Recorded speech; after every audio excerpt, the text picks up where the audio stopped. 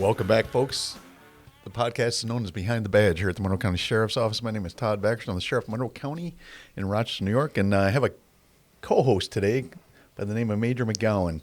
Doc, how are you? I'm good. How are you, sir? Good. People around the community know you as Doc. Why is that? It's a long story, which is not appropriate for this venue. Okay, good. We'll leave it at that. But, you know, the bumper music, I don't know if you're familiar with that. That's Tommy Burnett. I do. I am familiar with that, yeah. He donated a couple songs to us as bumper music here, and that's great. But you're known also as the third best drummer in the world as a musician, right? So maybe can we share that story? Why you're the third best and not the second best, or?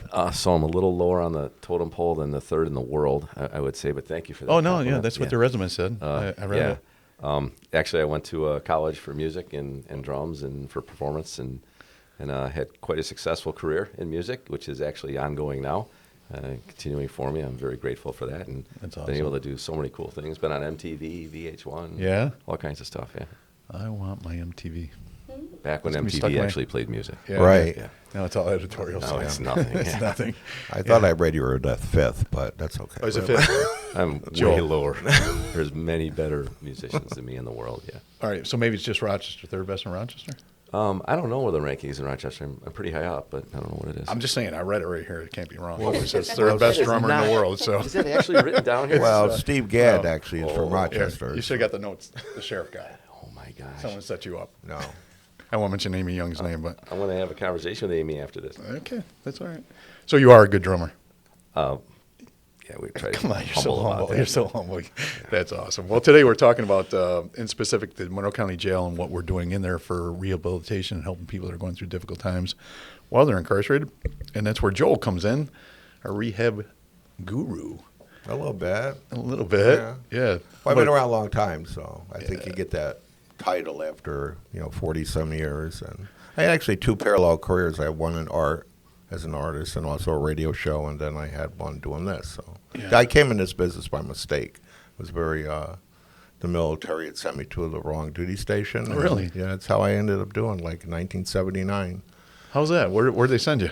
So they sent me to a little Tustin, California, this little air station, and they didn't have my MOS there, which is your job specialty. So I checked in, and the guy says, "Well, what am I going to do with you? I don't have a place here." So he said, "Well, I got this gunnery sergeant doing a drink and driving group down the hall. Why don't you go down and talk to him?" Rest is history. But it never Are you serious? That's the truth. That's the military right there. I love that story, That was too. right. I remember the first time I heard that story. I love it. Yeah. I love where that passion comes from. Yeah. It's not somebody that made a choice when they were 16 or 17. It's somebody that actually fell into it accidentally and then just fell in love with it and continued it for life. It's very cool. Yeah, it was a good gig. Meant to be. Meant to be. Mm-hmm. And that strange voice you just heard from afar was Jody. How are you? Good. How are you? Good. And one of the missing links here, and we'll get deeper dive into this, was all the program we're doing inside of the jail to stabilize people and get them on a path to success when they're leaving. And when they leave the doors of the Monroe County Jail or any other facility, it's like this vapor lock, right? They're doing all they can inside the facility and working hard with us and Joel and his people, but Reentry was the missing link for years and years. And you're running a program called RAWNY, and we'll describe that, but that's been a game changer, I think, for us, just the reentry part of it and how we're taking it to a new level. But real quick introduction to yourself. Yes. Hi. Thank you so much for having me. I'm Yari Rivera. I was just recently promoted to interim executive director. Thank you so much. So yes, we currently we run an agency here in Monroe County, Reentry Association of Western New York. It is a one-stop shop. We partner with Monroe County Sheriff's Office, specifically with the jail, and we assist individuals coming home after they've been incarcerated to make sure they have all the services in place that they need to be successful after being incarcerated. And as you mentioned, Sheriff Baxter, it is a key component to somebody being successful once they serve their time and they're ready to make some changes in their lives and turn it around and improve their life. Yeah, and we build skills, I think, inside the jail, but we don't build habits. We try, but we only got limited time. Where you take that and try and change lives and habits, and also, when they walk out the doors, like I said, that vapor lock. But there's all the people, personalities, and places that help get them incarcerated. And again, I'm a cop. I don't mind. You do crime, do your time. Absolutely. We have no problem with that. But if we can change the course as you're in the jail and the course when you leave the jail, we all win. You're a taxpayer. The human beings involved in this conversation, including the incarcerated individual and their families. Everybody wins if we can keep people out of the jail. Absolutely. And I think you made A great point. You know, you did the crime, you do the time, but what happens afterwards? Are you ready to make the changes necessary to start a new life and do the right thing? And when you're ready, we're here with open arms to welcome you and provide you those supports that you need to do that. That's awesome. So, Doc, how long you been doing the jail thing? So about 30 years right now. 30 years. And I can't tell you how frustrated it used to be when I was a captain out running the rehab program with Dr. Tisha Smith at the time. And we would do everything that you just mentioned. And then we would watch these people walk out the door and we would panic because they didn't have the reentry. And we knew that was the third leg of that stool. And if you didn't have that, it would tip right over. And then we'd be looking at the obituaries in the morning because we wouldn't be hearing back from these people. And it was heartbreaking. You know, you invest as much as you possibly can. The person you're investing in, they want to succeed. You know they do. They're invested, and they get out there. And if you're out there on your own, I don't care who you are. I don't care if you drop me off in the middle of a strange place on my own that I don't know anybody of. I'm going to have a tough time, you know. And I'm not addicted, so I mean, add all that on there, and it's such a challenge. So we're so glad that we have this now. Just a couple examples, just to paint the picture of why reentry is so important. You know, we give people like you know, someone just left the Auburn not too long ago. I think they got $75 in a bus pass, and that's not an exaggeration, right? And she was addicted before she went in, stabilized obviously because she was incarcerated, and within days we're chasing her again, right? She's committing felony, and I know her personally, and it just breaks your heart. But you know, so at Monroe County, we used to give them an appointment to social services, right?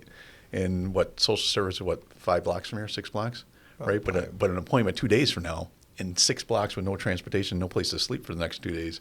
It's just a recipe. I mean, you know that's going to blow up in everybody's face, but that's how we did it, you know. We set appointments for you at social service. Good luck. You know? And then we wonder why before the appointment was met, they're back in the other door of the Monroe County Jail, right? It can't be done like that. It's not efficient. It's not effective. It's not cost effective. It's not good for people. It's not good for the next crime victim because they're out there reoffending. That means there's more victims of crime, right? So that changed my whole dynamic here. Like, I think part of our job description just came reentry. We got to put as much energy into that, and then poof, RAWNY comes about, and I'm like, what a blessing. Absolutely. But before we go deeper into RAWNY, how about, you know, what are we doing in the jail? So we have probably one of the greatest programs in the world. Say that again, please. We have the greatest program. We have this. It has the same quality as any program that you would go in the outside, and I think. Back in because I've been around a long time, we used to give people just a laundry list where they would leave anywhere if they left incarceration or any place, and we'd have them go to these places. Obviously, the best part about RAWNY, you're sending them to one place, and a lot of times they'll pick them up. But no, this is the program we have right now. We have parents calling us every day when their kid's arrested, pleading with us to keep their kid in jail, and also to put them into this program. The program has a lot of success. We're really out of the box. Even in our MAT, we do a Sublocade shot, which is a once a month shot. It actually doesn't confuse them, and they're not worried about taking the next shot or getting high all the time. They actually can work on themselves and not worried about the medication they're going to take. And then we do a very detailed discharge plan when they would get out. We coordinate with Jody. And we have a lot of success, and I think people are actually calling us up. We just got a call from Wichita the other day just about asking us about our program. We're just really excited about it. We're hoping that the courts, you know, look at us. Because what we do now is people say, well, we really want to get them out of jail. We want to get them out for treatment. I would say, whoa, they're in treatment. Quit trying to get them out of there. We really want to, you know, spend some time and work with them. And you know, we got what moms and dads are dreaming of sometimes. If they ever got a child that's addicted, you know, they call us. Right. Please keep them. And we don't want to just keep them and lock them away. We're not doing that. I mean, we're not doing that. We hired pros like you. I mean, some of the best in the county, right? Yeah. And we built the best program in the county, not to keep people incarcerated, but if we got them and we got them stabilized, they're not reoffending and they're not going to get killed. They're not going to overdose. And then we can do all the treatment work. Everything. I mean, we work with the families. We work with the folks coming. You know, right from the start, we start reentry right from day one. Right. But we have some very serious cases that have been through treatment 20, 30 times, and it's just this revolving door, and they're finally able to sit back and relax and try to just work on themselves and not have to have all this stuff on the outside, take it in. Stimulus, it's been working well for us. So. I think if we could stop focusing on the word incarceration as what's going on there, or those people that are upset about that, come on in and take a look at what we're doing. Right. Because once you walk through the jail and you see what's going on, you're not locked in a cell all day. You're out. You're in programming. You're around other people. There's treatment. There's everything from job skills to reentry as far as how to fill out a job application, but your job, Joel, and you do a great job of it, is spend time on the rehabilitation of people that are facing these addictions. Mm-hmm. And if that's the only place you're going to get that help, or if you're in there for something else you did, you're also getting that help. I think we just need to stop throwing all these negative aspersions at the word incarceration and look at some of the positives and come on in and take a look at what we do, and I think you'll have a different viewpoint. And we've been trying to educate, like probation, parole, all the judges, that we actually have a program right inside our jail. And I think that's what's important to pay, make sure everyone knows that it's not just incarcerating and it's not a jail program. This is actually an inpatient treatment program. Yes, absolutely. And our goal was, when we built this, is let's build the best in the world. That's what we want to do. Unfortunately, one too many times I said the Betty Ford Clinic, and most young people stare at me like, I know. Betty Ford. But back in our day, it was the pristine place. I call it the Betty Ford jail program. But there's no reason why we're not building the best. We got what we've been begging for. We got this person stabilized. We got them in custody. So let's do all we possibly can, and that's where you guys and your whole team come out.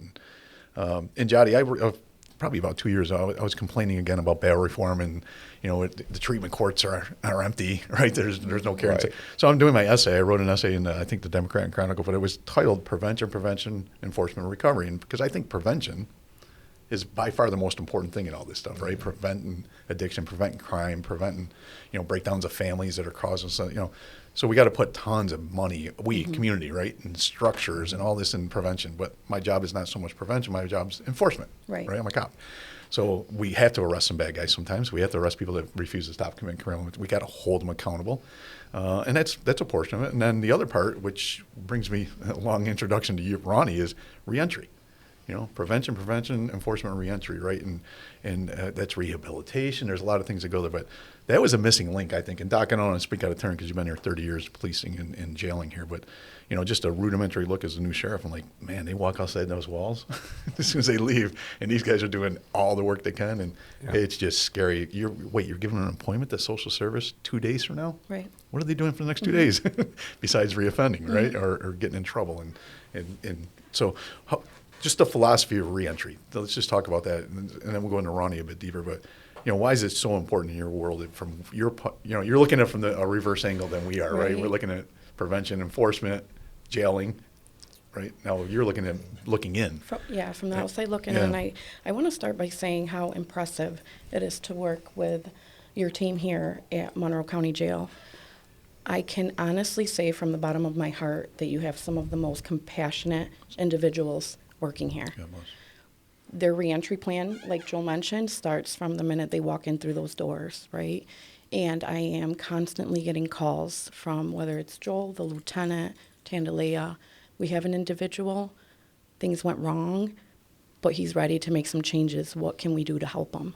I mean, like I said, from the minute they're walking through the door, and that's so impressive to me that we are finally partnering. There's no divide anymore in our world. It's not law enforcement against the individual. We're all working together for the common good, not just of the community, right? Yep. But also for that individual, because everybody's rooting for that individual. That's a good way to put it. And that's just amazing. So we're very blessed to have everybody on board and to have individuals on your staff and yourself that are putting so much effort into this. It's not just locking people up and sentencing them and moving on. Well, they're coming back that. out, and our staff realizes, and that when the individual succeeds, the community does succeed. Because if you cure that individual or help that individual, given them the resources they need, they're not out committing those crimes. Everyone benefits, the individual and the community. Absolutely. And, we all live in the community. So everything we do in there, it does help ourselves. You can say it's selfish, and that's fine. But you're helping the individual, you're helping yourself, you're helping your family, you're helping your friends.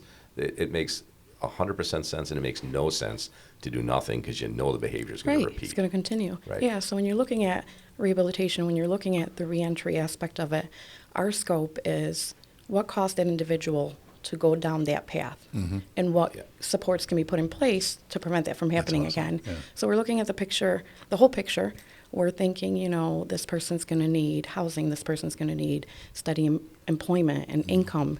You know, they're going to need to feel safe where they're living. And most important, you know, reconnecting them with their family and support systems so that they don't feel alone. Sometimes that's us, our staff at our agency. We're that key person that when someone is feeling, you know, uncomfortable, unsafe, they're coming to our office to fill that gap. And we're super excited to see how this program has come along in the past year and a half. Another thing I want to add too is years ago we had the same system. We had like the Denny's menu version of Reentry, and we would check off all these boxes. And if you didn't fit into that box, we were going to make you, and then we were wondering why you were coming back. At least now there's so much information that's passed about that person before they're even released. Before they're released, That she knows family members, she knows what they're doing, she knows where they're living. It's such a huge impact to have that communication going.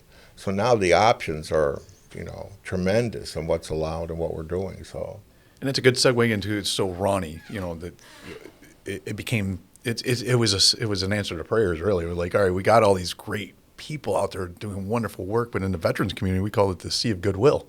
Right, you got a veteran going through post-traumatic stress disorder, leaving incarceration, ending up at the Richards House over on South Avenue, and there's people just flooding them with options, and it's hard to. So RAWNY, the idea of a one-stop shop is just that's the right thing to do. There's only one way to do this, and your job is not to do all the work for all those entities. Your job is to make the connections and keep the connections going for a long time to build habits. Yes. Key component is collaboration. Right. So, you know, obviously there's been plenty of agencies in the community doing the work, but a lot of times people fall through the gaps because, you know, you connect them to an agency and that kind of partnership ends there. Did they follow through with their treatment? Right. You know, is there other supportive services that they need? So that's where RAWNY's kind of trying to fill the gap, making sure that when an individual comes in for services, we touch on all those points. So if we're referring them to mental health, if we're referring them to chemical dependency or to vocational training, we already have established partnerships with some amazing community providers that we can make a phone call to and say, hey, we're sending so-and-so over there. Let me know if they make it. Let me know the outcome and how we as an agency can support that individual. Do they need bus passes? Do they need transportation? Do they need a uniform to start their training? So it's making sure that we're working as a team with the individual, but also with whoever else is involved in their treatment plan. And how long is RAWNY staying with them? I mean, obviously, one of the things that's great about RAWNY is specificity, right? It's a la carte towards the individual. But my dream has always been that someone's in their hip pocket for 2 years, 3 years, whatever they need as an individual to build those habits and success. That's it right there. It's however they need. We have individuals that come in and maybe, you know, they were doing okay. They hit a barrier, they made a mistake, and they just need a couple of things here and there, and they move on. Right. It's a complete voluntary program, so obviously we can't force somebody to stay longer than they would like to. Sure. However, we also have those individuals that have met all of their goals. They started out, I get emotional thinking of this particular case awesome. because this individual came in by accident. He had just completed, I believe, a 12-year sentence in state prison. He came in again just to close on his back, and he's like, I'm looking for this was when we were down in St. Paul. Right. He was looking for the DHS building. He had a DHS appointment, and I'm like, you're in the wrong place. However, so I explained, you know, the reentry program to him, and next thing we know, he's a client. It's been over a year, and he remained with RAWNY. He went from homelessness. He's stably housed. He's got all his benefits. He's got medical insurance. He goes to treatment twice a week. I mean, just a beautiful success story. Right. I tried to have the conversation. I'm like, you've done great. We can successfully close your case. Absolutely not, Ms. Rivera. Please don't close me out. You don't want to be? No, I need you guys. Amen. Okay. There you go. He comes in probably once or twice a week. Sometimes he'll go a little longer. He was there this morning right before I came in, and he's like, just checking in to say hi to everybody. Doing beautifully. Exactly. But he didn't want his case closed because he's just feeling that that's a safe spot. And that's a beautiful spot for you guys to be in, with it being the nonprofit, I guess, of the world, right? But with government, I got to close out the case in 12 months or 18 months, or there's a law prevent me from doing something, or I can't fund that because it's not in the right grant, application process. Or Right. Your freedom is this. I think the secret to the success here is, Absolutely. Yeah. And it's, I think, important to mention as well, there are other reentry services in the community. Unfortunately, depending on whatever grant that agency is funded through, there's strict guidelines on who the population they can serve. Right. The beautiful thing about RAWNY and our funders through the ARPA funds, we're able to serve anybody coming out of incarceration. Amen. So whether they're coming home from the county jail, federal, state, if they're working with pretrial or mental health court, we're able to serve them. Right. And I think that's key, because if you're limiting the individuals that you can provide services to, that's difficult, because, how can we help this individual but not the next one? Yep. So, and like you said, if we can prevent it from happening, if pretrial is able to connect them, and we can help them successfully navigate the pretrial stages, mental health court, then we're actually doing what we need to be doing. Right. Can you go and kind of share with us in an event where someone's been out of your system for a little while and they call you back? Because I know they do this. Oh, I'll tell you right now. It happened this morning. Yeah. It happens all the time. Happens all the time. I mean, that's gotta be the greatest part of your job. Yes, it really is. And I can tell you right now, it's kind of like Joel and I were talking earlier. When an individual is ready, they know they're ready, and that's when they're really going to put the effort in. Right. So you can refer them to treatment, you can refer them to different agencies. If they're not ready to make that change, they're just not ready. And there's been plenty of times that people come in, they do their initial intake, we don't see them again. And then it'll be 2 or 3 months later, they come to the door and they're like, I was a client about 2-3 months ago, and I wasn't ready. I haven't seen you in a while, but I'm ready to make the changes. And we are flexible enough that we're able most of the time to take them right then and there, do their intake. That's great. We're making phone calls, calling the agencies in the community that can provide those services. We usually keep, a closet full of toiletries and hygiene items to make sure, they haven't bathed in a while, they don't have any clothes. We have that on hand to provide to them. They can be there, they can come in at 8, 9 in the morning, and they may not leave till 4 in the afternoon. They're there all day because we're making those connections to make sure they're successful this time. But yeah, people will come in, may feel like they're not ready, they leave. A couple months later, they come back and they're like, I am so sorry I didn't take advantage of that. I ended up in county jail again, and I can't keep doing this. I need to change. And that's what we love to see, not just the first time is not always the charm, that's not the right time. It's not, right. Another thing we do is we actually go down and do an assessment on everybody that comes into the jail in the morning. Yep. Just for the reason that if they're going to go and they go after arraignment or sent home, Jody then also has those list of folks too, because some of them will say, no, I want help, but I don't know what I'm going to do, and I think the judge is going to let me go. We have them too that are also referred to Jody. So they'll show up either that day or even the following day or maybe weeks later.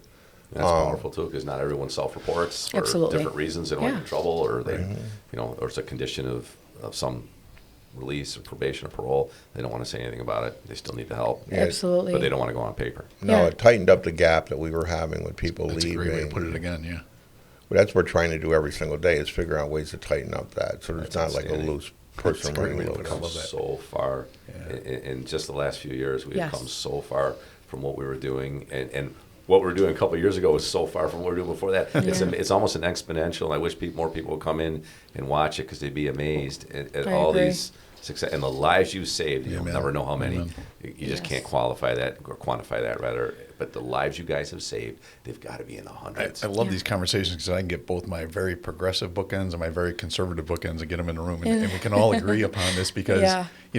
we're saving human souls, right? These are human beings. Whatever they did to land in a jail, again, we've had that conversation, but Right. they're human beings and they have loved ones. They got moms, dads, they got kids, whatever. So it's the right thing to do on that end. It's definitely the right thing to do by criminality, because when they reoffend, I love our statistic argument we have. Well, the crime's going down. When they reoffend, trust me, we're not that good as law enforcement that we catch them the first time they Right. reoffend, right? Absolutely. Never. Yeah. We catch Never. they 3 or 4 times they're out committing those larcenies. We finally we grab them, or they're in someone's backyard going through your car, and those are simple crimes. But we don't. You don't grab them the first day. Reoffend, and people think, oh, they went out and the cop caught them Yep. the next day. Like, are you kidding me?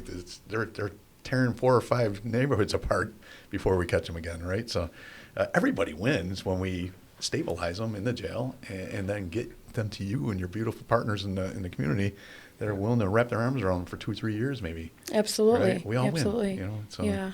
And there's no closing the door on someone, you know, so they may have come in, they may have done good for a couple months, and then something happened and they're back at MCJ. I can't tell you how many phone calls I've gotten from clients that were their first phone call after being rearrested. Right. And in no shape, way, or form do we condone, you know, criminal activity, but we're here to see them right after they've been rearrested to find out what went wrong. You know, what can we do next time That's to so make sure it honest. doesn't That's happen? So honest to right? have that conversation. And I can tell you right now, I talk to some of these guys just like I would my kids sometimes. You know, when I see them doing great things, going back to school, I'll have those honest conversations. Please don't, you know, if you feel like you're getting to a point where you need to talk to someone, pick up the phone and call us before you do something stupid. I go, you don't want to see me angry. You don't want to you don't want to break my heart. Mama Jody doesn't want her heart broken, and I don't want to see you behind that cell again. That's awesome. So. Well, look at the, actually we all said it, but when you look at anybody or how you treat anybody, just treat them like it's your mom or dad or brother or sister. And if they were in jail or they were Absolutely, in an yes. addictive situation, how would you want them treated? So if my mother came into jail, what would I want to happen? I want everything you guys do to happen in there. So you can't judge that badly. And it's not and the sheriff said it perfectly, the bookends, you know, the far left and the far Right. right. You're going to argue them both. It satisfies everyone, though. Okay, that's somebody's parent, somebody's kid, somebody's brother, somebody's sister. They're in the jail. They've got something going on. Let's work on it. We're all clear as a bell. They have a consequence to pay Absolutely. for their and no one has an issue with that. But while they're there, let's get some stuff fixed so they don't reoffend. Absolutely. So one of my dreams is, and I haven't talked to the jail about this, so this might be breaking news, but Oh, it's a boy. big bureaucracy. It ain't going to happen tomorrow, but I got too many visions for our organization sometimes. But the vision is, so everybody that goes upstate to docks goes through the county jail, right? We process them, and we Yes. sometimes transport, they come pick them up. So it's a process to bring them to jail.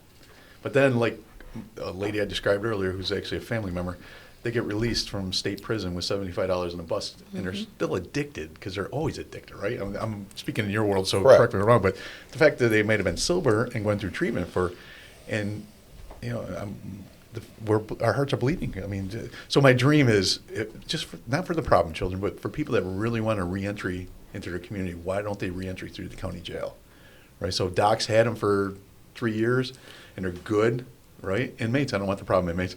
Why not bring them to the county jail for 3 months, hang out with Joel and his people, hang out with Jody and her people, and transition them back into the community-based stuff. And so it's something we're going to be really pushing for someday. I hope. The We have Fed, the room the for six, that, though. yeah. What's that? We have the room for that. We could Right. figure Yeah, there's that out room at right the now. end. Yeah, there's definitely room at the end. And Bail the- reform, but we'll talk about that Legal later. issues. And the federal government has done that. They have like a reentry center. It's actually Right. called. It's up on Ward Street. So Yes. yeah, It's got to be that is- community-based, right? It's got to be in And the Docs community. does do reentry. I'm learning as I look into it. There are reentry components at Docs. A lot of it's through parole, of course. Right. But some of it's not. And there's legal issues on how we would get custody of somebody of that again, you know, because we don't have the authority to have them in our jail at that time. But we could work that out. Yeah, I'm not worried about that. With an stuff. SJO. Yeah, I think we absolutely. could, We do it all the time. Yeah, Right. substitute jail order from Docs to us. We always go the other way around. I think that's absolutely doable. I think Albany would be very excited about that idea. I love it already. Just like Joel mentioned, federal does that right now. They go from the federal prisons to their halfway house. and they're still inmates. And They're they're still in still, custody. and I can tell you right now, it is very successful. We Yeah. work with them. Do you really? Yeah. We are actually having I'm meeting with them in the next couple of weeks because I mean it's very successful. They're going right from prison to the halfway house. We We're could do that. connecting with them, and we're setting all the services up. Right. They keep their appointments. I We brought get them that employed. program here, by the way. Did you Well, really? you That did a- reentry session. Oh, wow, God Kudos bless. to Yeah, you, absolutely. absolutely, because it really It's the right thing to do. Right. From the That's Bureau cool. of Prisons, we were actually brought in into the VOA. So you got the feds do it. Now we just got to get the state to do absolutely, it. Yeah, and, okay. and that could be a game changer right there. That's just an SJO. That's all that is. Yeah, we do it all the time. It's a substitute jail order. Yeah. We go from here to Docs. And I like the sometimes. SGO part because they come here and raise hell, then we can just send them back upstate. I like the same. There you go. Yeah. Yeah, that's absolutely that's doable. Well, that works. See, that's the thing. Yep. I think Right. you have to, I think people will always buy into something that works. Yeah. It's just explaining it and then proving it's going to happen. But Yeah. I mean, it's common sense. A bus pass and a $72. How is somebody going to be That's real. successful? That's really what's right. happening. It's not. Yeah, it's not a millions joke. of dollars we spent to get them on their feet and stabilized and the treatments and all that. Yes. And then we think, It's actually wow. it's sad. It Well, really is. Well, of course, this one's heartbreaking, right? I'm texting mom, and she's texting me back. I'm like, please put her in jail again. And then I'm calling judges, can you keep me? And she's back out because of other issues we got. I'm like, she's going to die. She's literally going to die if we don't keep her in custody. Think how much more efficient that is, too. Instead of, 100 miles away or 50 miles away and phone calls, you're here. And the most powerful thing is you guys The know for family reentry is connections. they know that face. They know Right. that person. If they don't know where they're going to 2 days later or 1 day later, even now, they're not as apt to walk in there when they know who you are. Absolutely, And they're familiar yes. with you. They'll go to that appointment. Joel, you were in the Army or the military, right? I was in the Marine Corps. Marine Corps, I'm sorry about that. I'll talk slower. I know. I'll talk slower. Oh my God. For all Marine Corps buddies, I'm only joking.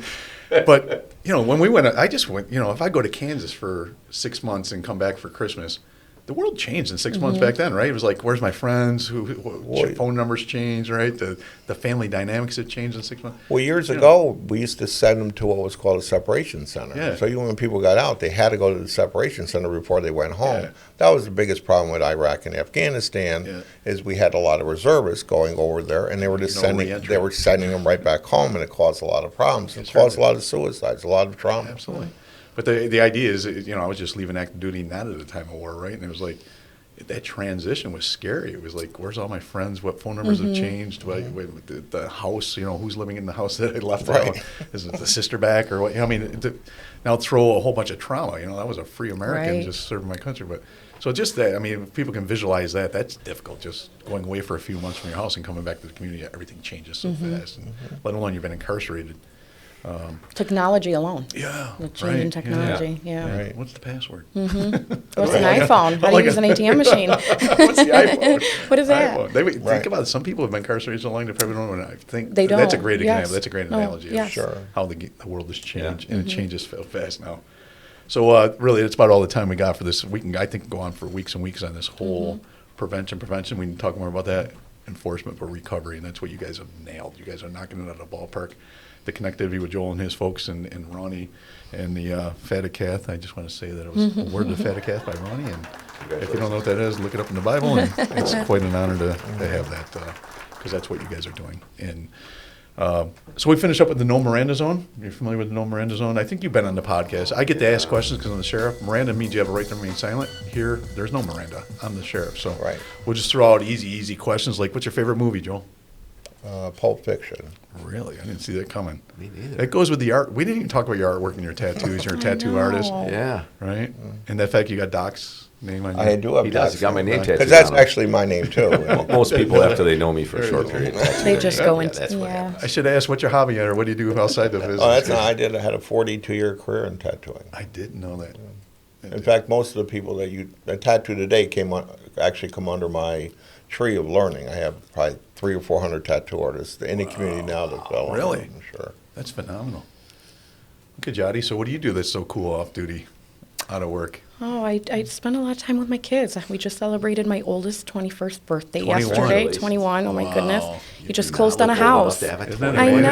year old. He just closed on a house. He's in the electrical union. He's doing great stuff. Oh, that's awesome. Yeah, so yeah. Congratulations. I'm a mom. Outside That's of great. work, God that's bless. my Nothing wrong number with that. one. That's awesome. Wait till you're a grandma.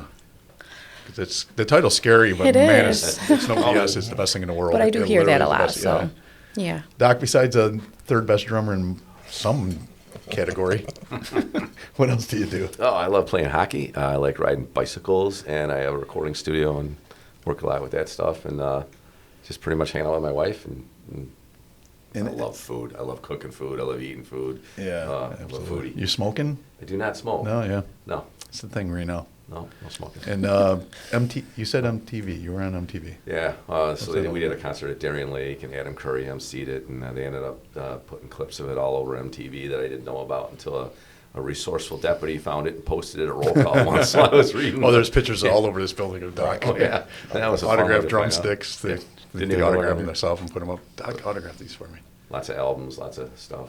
So we're literally running out of time, so I got time for one more question. Favorite professor of all time? None other than Sheriff Baxter. That was a setup question. Definitely. She may have gotten an A, of It's a course. professor on Gilligan's Island. Oh. That's what I was going to pick. Yeah, that would have been witty. You had that one. one. Well, I'm going to end it right here because I like the answer. So, but, you guys are doing God's work. Doc, 30 years in that jail and building programs like this. It doesn't happen without leadership, and I can't do that instead of vision. You guys have to lead and make this happen. Hiring the best and then helping create. I think the jail has put a lot of time and energy to the sheriff's office in helping create this RAWNY thing that is now the gold standard, I think, around the world of how to do this. And we're learning every day. And Absolutely. We'll do things better and keep on building. But Sure. Thanks for what you do. It's so important in our community, and I appreciate you guys coming on the podcast. Same. Thank you for having me. And again, thank you so much for the partnership. It's been amazing, and you have a great team here. Amen, I do. Thank Absolutely. you. We are in your Thank debt you. for this. Thank you. Till next week, folks. Be safe.